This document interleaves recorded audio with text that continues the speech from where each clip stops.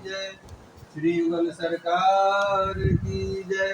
श्री वृंदावन बिहारी लाल की जय।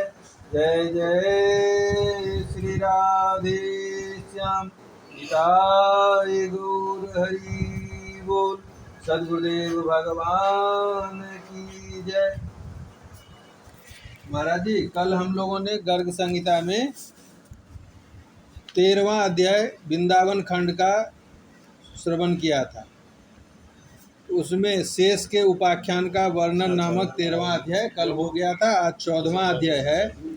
कालिया का गरुड़ के भय से बचने के लिए यमुना जल में निवास का रहस्य। कालिया का गरुड़ के भय से बचने के लिए यमुना जल में निवास का रहस्य। राजा बहुलाश्व ने पूछा, ब्राह्मण, रमनक द्वीप में रहने वाले अन्य सर्पों को छोड़कर केवल कालिया नाग को ही गरुड़ से भय क्यों हुआ? यह सारी बात आप मुझे बताइए। नारद जी ने कहा, राजन, रमनक द्वीप में नागों का विनाश करने वाले गरुड़ प्रतिदिन जाकर बहुत से नागों का संहार करते थे। अतः एक दिन भय से व्याकुल हुए वहाँ के सर्पों ने उस द्वीप में पहुँचे हुए क्षुब्ध गरुड़ से इस प्रकार कहा। नाग बोले, हे गरुत्मन, तुम्हें नमस्कार है। तुम साक्षात भगवान विष्णु के वाहन हो।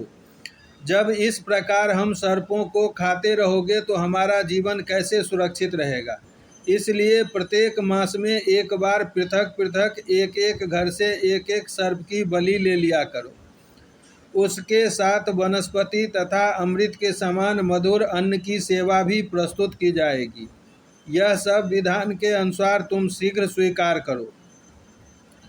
गरुड़ जी बोले, आप लोग एक एक घर से एक एक नाग की बलि प्रतिदिन दिया करें, अन्यथा सर्प के बिना दूसरी वस्तुओं की बलि से मैं कैसे पेट भर सकूंगा?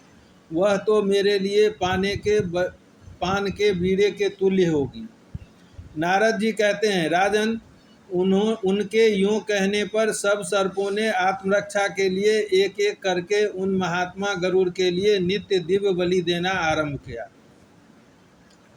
नरेश्वर, जब कालिये के घर से बलि मिलने का अवसर आया तब उसने गरुड़ को दी जाने वाली बलि की सारी वस्तुएं बलपूर्वक स्वयं ही भक्षण कर ली।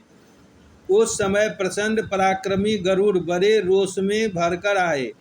आते ही उन्होंने कालिया नाग के ऊपर अपने पंजों से प्रहार किया। गरुड़ के उस पाद प्रहार से कालिया मूर्छित हो गया। फिर उठकर लंबी सांस लेते और जिह्वाओं से मुंह चाटते हुए नागों में श्रेष्ठ बलवान कालिया ने अपने 100 फन फैलाकर विषैले दांतों से गरुड़ को वेगपूर्वक डस लिया। तब दिव्य वाहन गरुड़ ने उसे चोंच में पकड़ कालिया नाग एक एक घर से रोज बलि देने का विधान किया गया। उसमें कालिया नाग का बारी जिस दिन आया उस दिन गरुड़ जी के लिए रखे हुए सारे पदार्थ को बलपूर्वक उसने खुद ही भक्षण कर लिया और जब गरुड़ जी आए तो उनके ऊपर हमला कर दिया। तो गरुड़ जी ने अपने पंजे से उसको मारा तो वो मूर्छित हो गया और फिर उठकर सहस्त्र फनों में से एक फन से उसने गरुड़ जी को डस लिया। गरुड़ जी ने वेगपूर्वक उसे पकड़कर पृथ्वी पे दे मारा और पंखों से बारंबार पीटना आरंभ किया। गरुड़ की चोंच से निकलकर सर्प ने उनके दोनों पंजों को आवेष्टित कर लिया और बारंबार फुफकार करते हुए उनकी पंखों को खींचना आरंभ किया।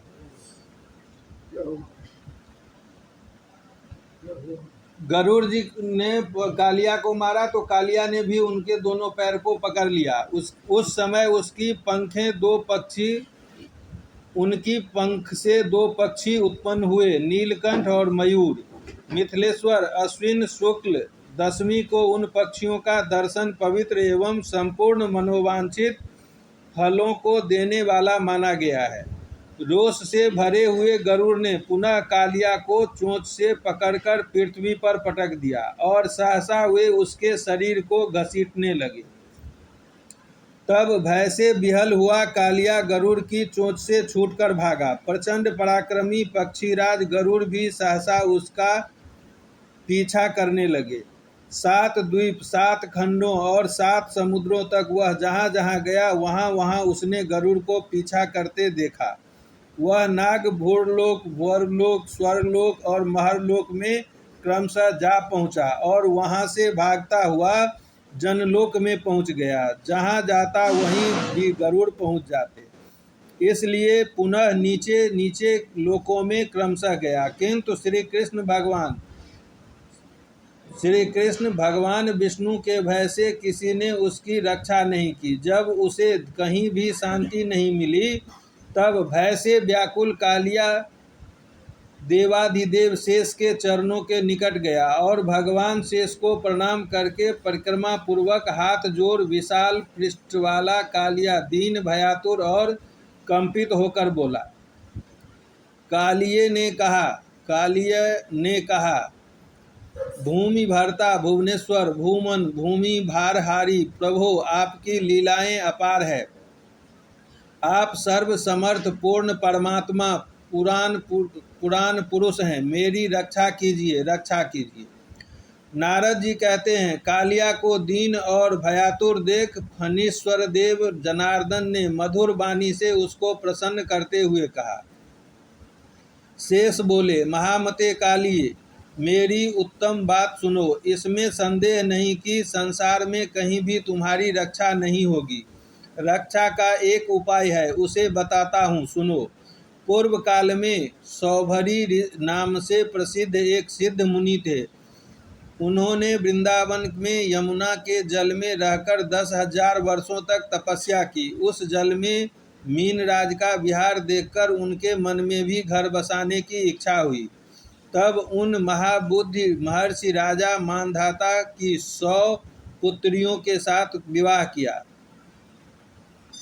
श्री हरि ने उन्हें परम ऐश्वर्यशालिनी वैष्णवी संपत्ति प्रदान की, जिसे देखकर राजा मानधाता आश्चर्यचकित हो गए और उनका धन विषयक सारा अभिमान जाता रहा। यमुना के जल में जब सौभरी मुनि की दीर्घकालिक तपस्या चल रही थी, उन्हीं दिनों उनके देखते देखते गरुड़ ने मीनराज को मार डाला। मीन परिवार को अत्यंत दुखी देखकर दूसरों का दुख दूर करने वाले दीन वत्सल मुनि श्रेष्ठ सौभरी ने कुपित हो गरुड़ को शाप दिया। सौभरी बोले, पक्षीराज, आज के दिन से लेकर भविष्य में यदि तुम इस कुंड के भीतर बलपूर्वक मछलियों को खाओगे तो मेरे शाप से उसी क्षण तुरंत तुम्हारे प्राणों का अंत हो जाएगा। शेष जी कहते हैं, उस दिन से मुनि के शाप से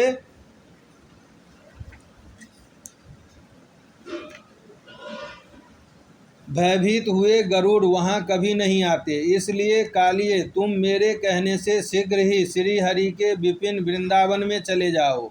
वहां यमुना में निर्भय होकर अपना निवास नियत कर लो। वहां कभी तुम्हें गरुड़ से भय नहीं होगा। नारद जी कहते हैं, राजन, शेषनाग के यूँ कहने पर भयभीत कालिये ने अपने स्त्री बालकों के साथ कालिंदी में निवास करने लगा। फिर श्री कृष्ण ने ही उसे यमुना जल से निकालकर बाहर भेजा। इस प्रकार श्री गर्ग संहिता में वृंदावन खंड के अंतर्गत कालिये के उपाख्यान वर्णन नामक 14वां अध्याय पूरा हुआ। कालिया को जब गरुड़ जी ने मारा और कालिया भागा, तो भागते भागते वो हर लोक में गया, लेकिन कहीं भी उसे जगह नहीं मिला रहने को। तो शेषनाग जी के पास गया, तो उन्होंने कहा, जो कालिये, तुम्हारे रक्षण में इस सृष्टि में कोई जगह ऐसा नहीं या कोई है जो तुम्हारा रक्षा करे।